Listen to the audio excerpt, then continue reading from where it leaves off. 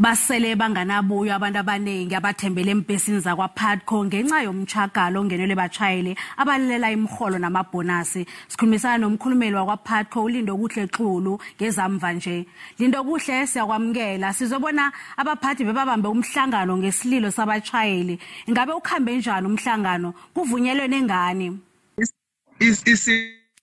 Moses Mangusho lokho sicabhikisha befuna ukuthi kubathole imali bekufanele bayithole ngo2020 kodwa ke uyakhumbula ukuthi ubhubhano lwe-COVID-19 lusiqede sonke amankampani amanye avalile kanti ke kutholakala ukuthi uPUTCO naye ngendlela yokuthola isinxephezelo ke wacela i-exemption from i-bargaining council ukuthi mabangayibhadali le mali kodwa kamanje nje uPUTCO ubhlungu kakhulu ngendlela abashayeli bethu abashiyeke dengelezi ngakhona kanti izinyathelo esizithathile ziningi ukusukela ngayo lesine la baqale khona sikwazile ukuthi sibanikeze ama-notice sibaxwayise ukuthi lokho abakwenzayo kuyisiteleka esingekho emthethweni kodwa njengamanje ubuza ukuthi sikwazile na ukusithola isixazululo. Yebo, bekunawo ama-meeting kunemhlangano phakathi kaPUTCO nawo ama-union arepresenta bona abasebenzi kanti nabasebenzi bakwazile ukuthumela amathimba wabo kusukela ePitori nangale ko-Eldorado Park nangapha eSoweto bakwazile ukuthi bahambe baye ehhovisi elikhulu likaPUTCO bayohlala phansi noPUTCO. Esikwaziyo njengamanje ukuthi bacelile ke ukuthi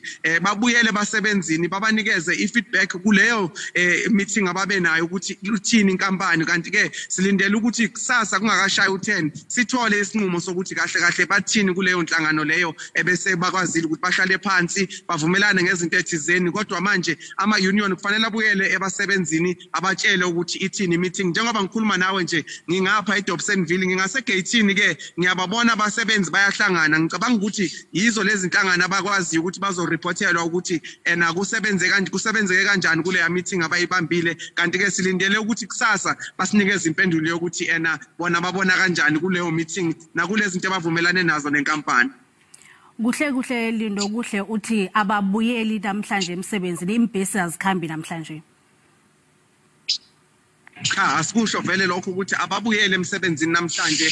I-meeting yabo noma umhlangano lobo ebebawenzile umhlangano wango-1 o'clock namhlanje emini kanti uqeda ukuphela nje manje ngabo 4 o'clock. So into engiyibona iyenzeka njengoba ngimile la bayahlangana abasebenzi bazothola i-feedback kuleyo meeting ngoba uzoqonda ukuthi bekungeke kuhambe wonke umuntu angene emeetingini kodwa sikulindele ukuthi kusasa ekseni babe basinikeza impendulo kulezi zinto lezi abakhulume nazo ngenkampani kodwa ke okwamanje mangikusho lokho ukuthi sike sabacela futhi nangaphambilini abagibeli ukuthi mabaqale bathole izindlela zokubuyela ekhaya. uPUTCO esazama ukukhuphula amasokisi endabeni zokuthi sikwazi ukuyixazulula yonke lento le eyenzekile. So okwamanje sizolindela i-feedback kuba abasebenzi and silindele